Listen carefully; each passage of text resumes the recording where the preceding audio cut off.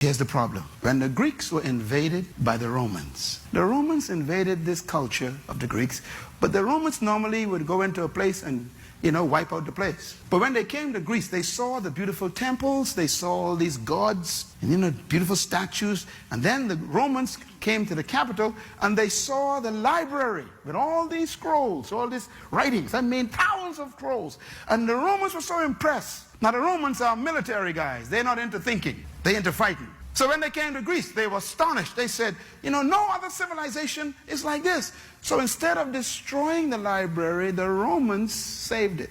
And the Romans took the books from the library back to Rome. And the Romans studied and adopted Greek theory of leadership. And the Roman Empire ruled the whole world. Those of you who study history, the Romans ruled from Africa all the way up to Scotland, the whole world in between. This is the only country in history that ruled the world. No other country has ever yet ruled the world. Rome is still the greatest country in history. They ruled from Africa states all the way up to England. These guys rule all of Europe. One nation ruled the world. And their philosophy of leadership was Greek philosophy. Think now. So the Romans believed, since they destroyed the Greeks, that they were gifts of the gods. So the leader of the Roman Empire took the name Caesar. Caesar is not a name, it's a title. It means son of the gods. And the Romans adopted the Greek theory of leadership, and they ruled the world with that. So anyone who was not a Roman was automatically a slave. So they say, when in Rome, you don't do what you feel like, you are a slave. You do what the Romans do, they say. Now you know where that came from.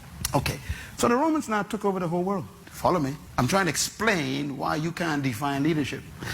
Do you know what the Romans did?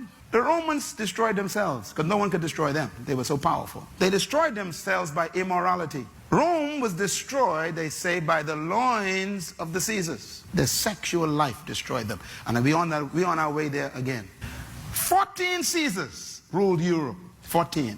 12 were homosexuals. And they liked little boys. And Rome was destroyed by immorality. We're heading that way again. People think, this is new stuff, talking about homosexuality. I'm sitting there going, you old. Sometimes you all hear me say that, you think I'm not throwing jazz. This is nothing new. We're on our way down if we go this way. History has proven you don't go this way. You self-destruct. Rome proved it. Rome was destroyed by immorality. Their value systems collapsed. And they became so preoccupied with the flesh, with pleasure. No one could destroy them from outside. So they imploded. They rot from the inside. The Roman Empire rot. Matter of fact, they were so rotten that they used to kill each other, citizen brothers, to keep the throne. You read some of the stories, you won't believe the stories. They became so immoral, so valueless, that they would kill their own brother to keep the throne.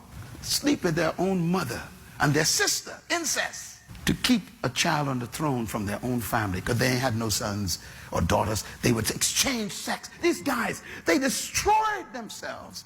Immorality. And there are people today standing up in parliaments and senates, standing up in Congress, and they just fighting for the same thing the Romans were destroyed by.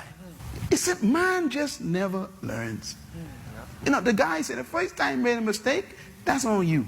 The second time, that's on me. You don't make the same mistake twice.